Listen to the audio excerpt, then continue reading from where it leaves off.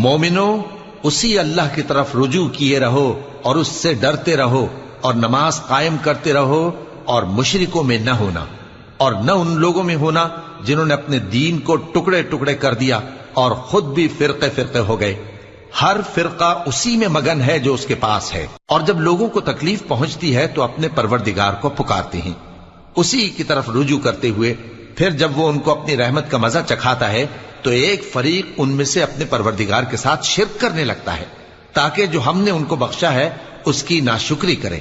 سو خیر، فائدے اٹھا لو، ان قریب تم کو اس کا انجام معلوم ہو جائے گا۔ کیا ہم نے ان پر کوئی ایسی دلیل نازل کی ہے کہ پھر وہ ان کو اللہ کے ساتھ شرک کرنا بتاتی ہے؟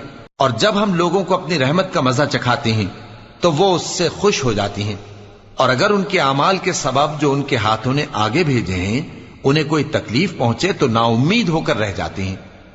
کیا